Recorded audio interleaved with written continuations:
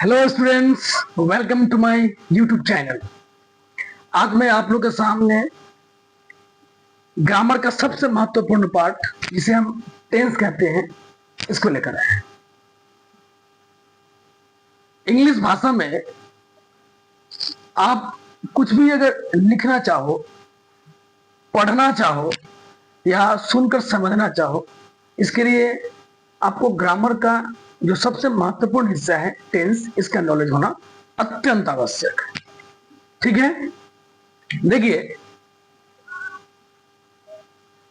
Tense का मतलब होता है काल। काल मतलब समय, है ना।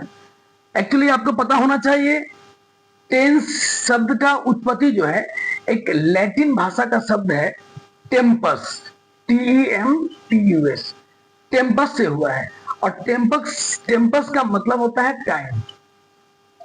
ये लैटिन भाषा का शब्द है। लैटिन समझते हो ना, लैटिन भाषा का शब्द है। लैटिन भाषा में टेम्पस बोलकर शब्द आता है जिसका मीनिंग होता है टाइम। इसी टाइम से बना टेंस। ठीक है, concept of tense and time, इस विषय में मैं एक वीडियो सेपरेट बनाऊंगा। उस वीडियो को देखकर आप इसका डीप नॉलेज ले सकते हैं। ठीक है, टाइम और टेंस में कुछ अंतर जरूर है। क्या अंतर है, इन दोनों में क्या सिमिलरिटीज है, क्या समानता है, क्या असमानता है, मैं इसके लिए एक वीडियो बहुत जल्द बनाऊंगा। उस वीडियो को आप देखकर नॉलेज ले सकते हैं। ठीक है, फिलहाल मैं टेंस से जुड़ी हुई जो बातें हैं मैं उसका डिस्कस कर दूं। देखिए टेंस क्या है, तो टेंस किसी भी कार्य के करने के समय को बताता है। कोई भी काम आप कर रहे हो या कुछ समय को बताए, या काम अभी कर रहे हो या हो चुका है या भविष्य में होने वाला है, तो उसको बताने का जो तरीका है ये कौन निर्धारित करता है, कौन बतलाता है? टेंस बतलाता है। ठीक है, तो टेंस को डीपली जानने से पहले मैं इससे जुड़ा हुआ कुछ और पॉइंट्स है, मैं उसको विस्तार से समझाना चाहूंगा, क्योंकि आगे चल के फिर उसको वहां पे क्लियर करने से बेहतर होगा मैं उसको पहले क्लियर कर दूं। ठीक है, और हाँ, ये टेंस का पार्ट 1 है। मुझे पता नहीं ये कितने पार्ट उसमें बनेगा, क्योंकि मैं नहीं चाहता कि कोई भी वीडियो चाहे ग्रामर के किसी भी टॉपिक्स पे आधारित हो उसे मैं 1 या 2 वीडियो में जल्दीबाजी में समाप्त कर दूं। नहीं, किसी भी वीडियो को मैं उसका 0 लेवल से लेकर अंतिम पार्ट तक, अंतिम पॉइंट तक समझा दूं, ताकि आपको इस वीडियो के देखने के बाद फिर कोई दूसरा वीडियो देखने की जरूरत नहीं पड़े। आपके लिए एक वीडियो ही काफी हो। और कहीं प्रॉब्लम आपको होता है आप मुझे कमेंट्स कर सकते हैं, मैं बहुत जल्दी आपके सवालों का, प्रश्नों का उत्तर अवश्य दूंगा। बस एक ही गुजारिश है, आखिर तक इस वीडियो को देखिएगा तो ही कुछ कॉन्सेप्ट क्लियर हो पाएगी। ठीक है, स्किप मत कीजिएगा, कब मैं कौन सा पॉइंट बोल दूं, है ना। देखिए टेंस को सीखने से पहले, टेंस के लिए जो जरूरी बातें हैं मैं इसको बताना चाहूंगा। सबसे पहले मुझे सीखना होगा पर्सन, PERSON। हालांकि मैं पर्सन के लिए चाहता तो अलग से वीडियो बना सकता था, तो मैं टेंस के लिए ही कर रहा हूं ताकि आपको भी लगे कि टेंस के लिए क्या क्या जरूरी है। पर्सन को हिंदी में पुरुष कहते हैं। आप लोगों को पढ़ा भी होगा पर्सन 3 प्रकार के होते हैं। Number 1 FIRST, first person. First person क्या होता है? आई और वी। सेकंड क्या होगा? सेकंड ही होगा, सेकंड पर्सन, जिसे हम लोग यू लिखेंगे। और तीसरा जो होता है वो है थर्ड पर्सन, जिसे हम लोग ही, सी, इट, नेम या दे, इटीसी इत्यादि, ये सब होता है। अभी देखिए पर्सन 3 प्रकार के होते हैं, है ना। जब हम लोग टेंस करेंगे ना, इस टेंस में एक पार्ट आएगा सब्जेक्ट। हम लोग उसी सब्जेक्ट को यहां पर पर्सन के रूप में समझ रहे हैं। तो हम पर्सन की यहाँ पर ब्रैकेट में मैं सब्जेक्ट लिख सकता हूं। ओके, सब्जेक्ट को हिंदी में क्या कहते हैं हम लोग? कर्ता। इसके बारे में बाद में हम जानेंगे, फिलहाल अभी यही देख लीजिए, कर्ता। ओके, तो फर्स्ट पर्सन कहते किसे? फर्स्ट पर्सन का मतलब होता है बोलने वाला, जो बोलता है वही फर्स्ट पर्सन है, स्पीकर, ये फर्स्ट पर्सन। अभी मैं बोल रहा हूं, मैं फर्स्ट पर्सन, आप सुन रहे हो ना जी, तो आप हो गए सेकंड पर्सन, अर्थात लिसनर्स क्या हो गए? LISTENERS, लिसनर्स मतलब सुनने वाला। तो फर्स्ट पर्सन बोलने वाला, सेकंड पर्सन सुनने वाला, मतलब जिससे मैं बातें कर रहा हूं। अब रही बात थर्ड पर्सन की, तो जिस विषय में मैं बातें करूंगा वो हो गया थर्ड पर्सन। यानी कि in short, first person means जो बोलता है वो फर्स्ट पर्सन, जो सुनता है वो सेकंड पर्सन, जिस विषय में बात करूंगा वो थर्ड पर्सन। सिंपल सी बात है। राम ने मोहन से कहा, आपकी माता जी कैसे हैं? आपकी माँ कैसी है? देखिए यहाँ पर 3 आदमी बात की गई है, राम, मोहन और एक माता जी, 3 जने यहाँ पे। तो राम बोलने वाले फर्स्ट पर्सन, मोहन सुनने वाला सेकंड पर्सन। अब बात किसके बारे में की जा रही है?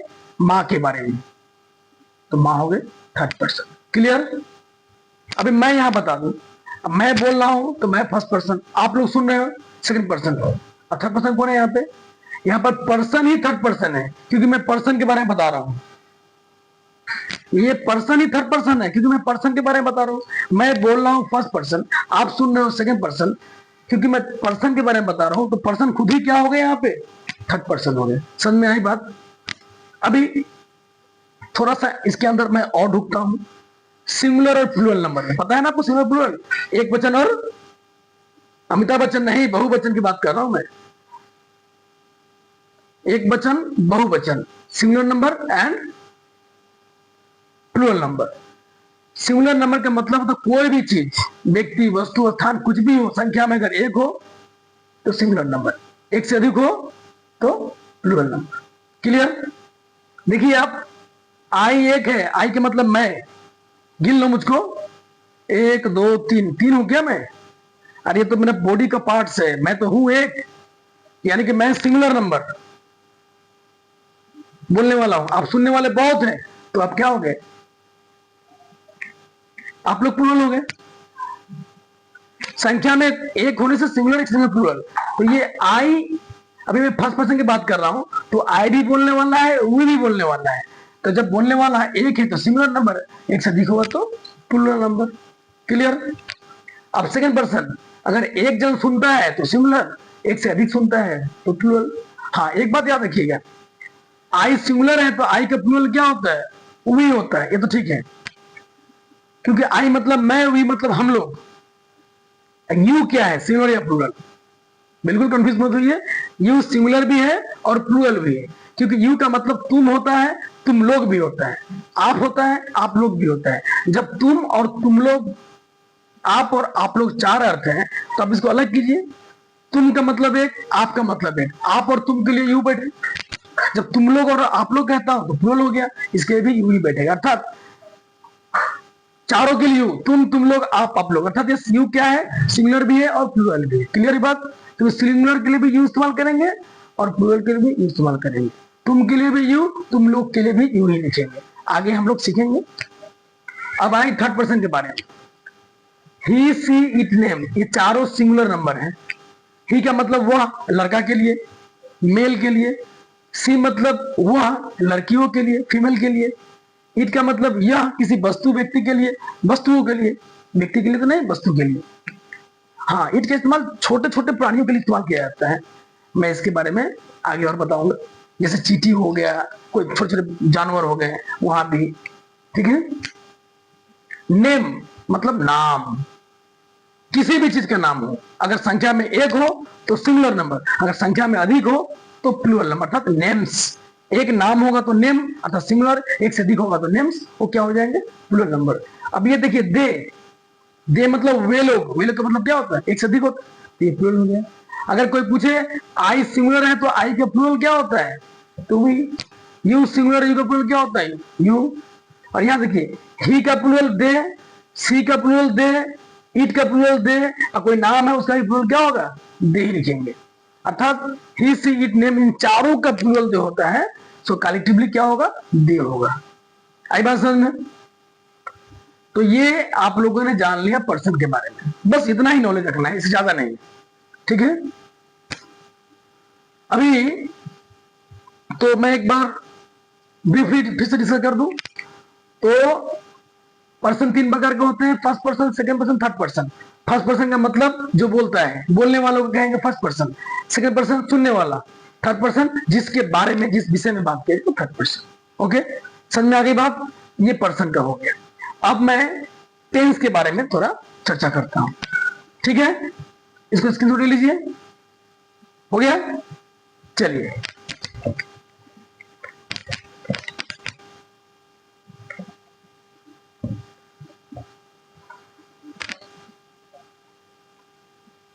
टेंस तो समझ में आपको आ गया। टेंस कहते किसे हैं, टेंस से किसी कार्य के या किसी क्रिया के करने के या होने के समय का बोध होता है। किसी कार्य के करने या होने के, करने मतलब जो हम लोग कर रहे हैं, और होना मतलब जो काम खुद होता है, नेचुरली होता है। जैसे सूर्य का उदय होना, वो तो मेरे या आपके हाथ में है नहीं। वर्षा का होना, मौसम का परिवर्तन होना, पृथ्वी का सूर्य के चारों तरफ चक्कर लगाना, ये सब तो हो रहा है, प्रकृति नेचुरल है ना। तो जो काम हो रहा है, यानी कि किसी कार्य का होना या किसी कार्य का करना, इसके समय को जो बतलाता है वही क्या है, टेंस है। आई बात समझ में। ओके, अगर आप डेफिनेशन लिखना चाहते हो तो कोई दिक्कत नहीं, लिख सकते हैं आप।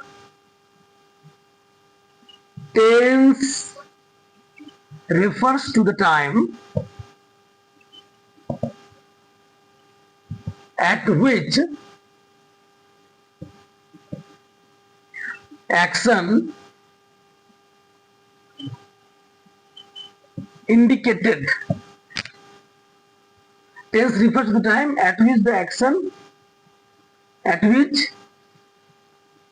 tense refers to the time at which an action indicated by the verb takes place. मतलब क्या हुआ, टेंस जो है सो रिफर्स टाइम, टेंस समय बतलाता है, एट विच जिस समय पे एन एक्शन कोई काम किया गया हो, है ना, बाय द वर्ब कोई काम किया गया हो। फुल मीनिंग इसका यही हुआ। तो टेंस से किसी कार्य के करने या होने के समय का बोध होता है। कोई काम जो हो रहा है किस समय पे हुआ, क्या अभी हो रहा है या हो चुका है या होने वाला है, इसको जो बतलाता है उसे हम लोग टेंस कहते हैं। So tense refers to the time at which an action indicated by the verb takes place. Okay, आप अपने तरीके से परिभाषा लिख सकते हो, पहले सीख लीजिए। ये लिखने के लिए भी आपको टेंस की नॉलेज चाहिए। ये ट्रांसलेशन बना कैसे, है ना। तो ये तो हो गया, चलिए लिख लीजिए। मैंने हिंदी बोल दिया आप लोगों को। ओके, अब आइए टेंस के बारे में। टेंस एक्चुअली होता 3 प्रकार का है ना। क्या क्या होता है, present tense,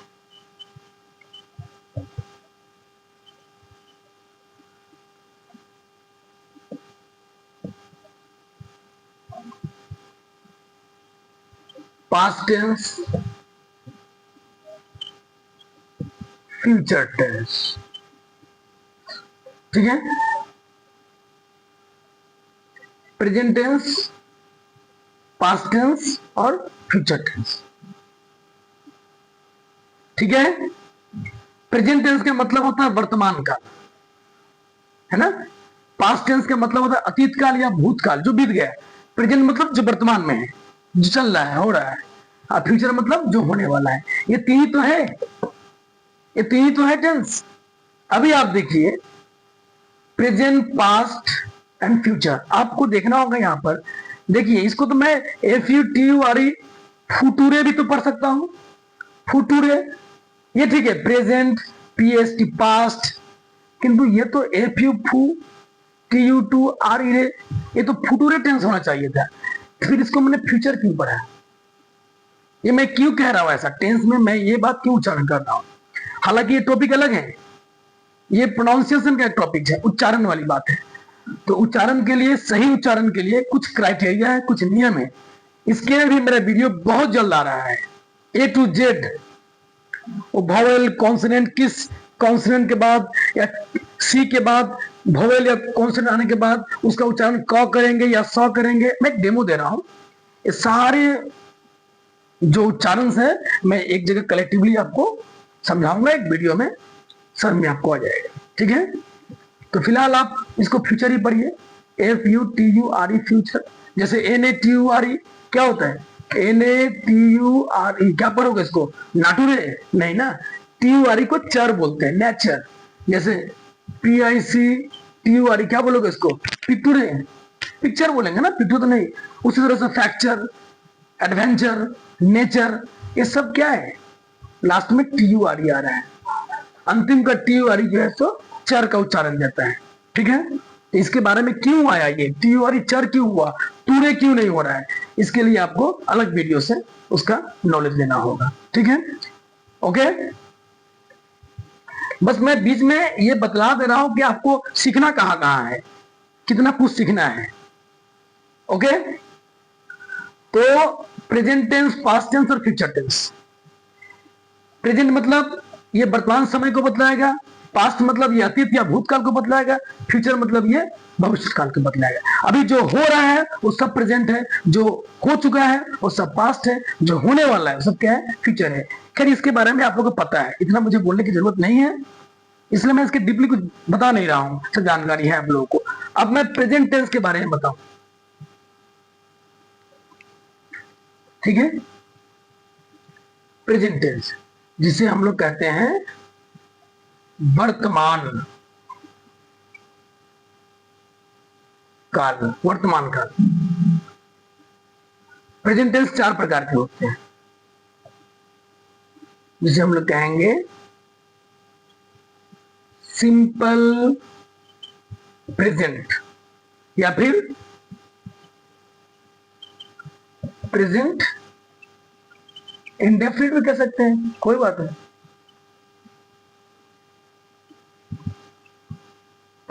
INDEFINIT present indefinite tense. Number 2 पे आता है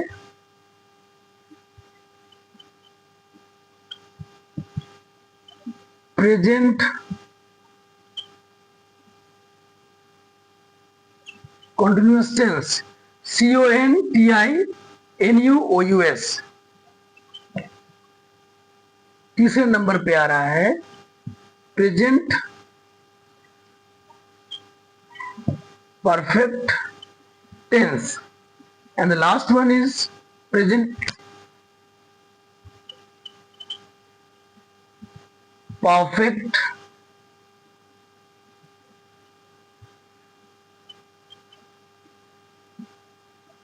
present perfect continuous tense। क्या देखा हमने? प्रेजेंट टेंस 4 प्रकार के होते हैं, सिंपल प्रेजेंट या present indefinite, present continuous, present perfect and present perfect continuous. अच्छा, जिस तरह से ये सिंपल प्रेजेंट का एक और नाम है प्रेजेंट इंडेफिनिट, उसी तरह से प्रेजेंट कंटिन्यूअस को हम लोग प्रेजेंट इम्परफेक्ट भी कहते हैं। प्रेजेंट कंटिन्यूअस या फिर प्रेजेंट इम्परफेक्ट, ये हो गया प्रेजेंट परफेक्ट, ये प्रेजेंट परफेक्ट कंटिन्यूअस, ठीक है? देखिए आप, ये present simple present, present continuous, ये प्रेजेंट परफेक्ट, और ये हो गया प्रेजेंट परफेक्ट कंटिन्यूअस। मतलब क्या समझे? ये जो चौथा टेंस है, ये तीसरा और दूसरा इन दोनों के मिलने से बना है। देखिए प्रेजेंट परफेक्ट, यहां पर कंटिन्यूअस, देखिए प्रेजेंट परफेक्ट कंटिन्यूअस, यानी कि प्रेजेंट कंटिन्यूअस से वो कंटिन्यूअस ले लिया, परफेक्ट से परफेक्ट ले लिया। अब इन दोनों का कुछ ना कुछ जो संपत्ति है ये यूज कर रहा है, और इसका खुद का कुछ होगा, ये तीनों मिलकर एक अपना बना लिया। हम लोग जानेंगे, बहुत इंटरेस्टिंग है ये टेंस, आशा करता हूं जीवन में कहीं भूलोगे नहीं, ठीक है? तो ये प्रेजेंट टेंस 4 प्रकार के होते हैं। इसी तरह से पास्ट टेंस को भी आप 4 कर सकते हो। सिंपल, केवल क्या करना है, इस प्रेजेंट की जगह आपको पास्ट पास्ट लिख देना है और कुछ नहीं करना है। ये जो जैसे प्रेजेंट टेंस है वहां पर पास्ट टेंस होगा, सिंपल प्रेजेंट उसमें क्या हो जाएगा, सिंपल पास्ट या past indefinite, past continuous, past perfect and past perfect continuous. इसी प्रकार फ्यूचर भी 4 प्रकार के होंगे, सिंपल फ्यूचर या future indefinite tense, future continuous, future perfect या फ्यूचर परफेक्ट कंटिन्यूअस। यानी टोटल क्या हो गए, प्रेजेंट टेंस 4, पास्ट टेंस 4 और फ्यूचर 4, टोटल 12 हो गए। 4 + 4 + 4, 4 × 3 = 12, 12 यानी 1 दर्जन। समझ में आई बात? तो 12 टेंस की नॉलेज आपको रखना होगा, ठीक है। लेकिन सब में फिलहाल हालांकि एक ही बात है, सब में एक ही चीज लेकर हम लोग चलेंगे, थोड़ा सा अंतर होगा, उसी पे फोकस करना है हम लोगों को, ठीक है। तो ये आप लोगों के लिए होमवर्क रहा, इसको कॉपी में लिखिए और समझिए। अब नेक्स्ट में पार्ट 2 में मैं आऊंगा सिंपल प्रेजेंट लेकर, इसके बारे में। इसके लिए एक वीडियो अलग रहेगा, इसके लिए सबके लेकर वीडियो बनाएगा, ठीक है। क्योंकि हर एक टेंस में सेंटेंस के बारे में जानना होगा, ठीक है। ये मैं वीडियो को ज्यादा लंबा नहीं करता हूं, इसके बाद वाले वीडियो को मैं जब तक कंप्लीट ना हो पूरा कंटेंट्स जो है एक वीडियो में आपको मिल जाएगा। तो ये पार्ट 1 है, इसको अच्छी तरह से देखिए और समझिए। अगर आपको अच्छा लगता हो, वीडियो समझ में आती हो, प्लीज लाइक करेंगे और सब्सक्राइब कीजिए, अपने फ्रेंड्स को शेयर कीजिए। Thank you. ओम शांति।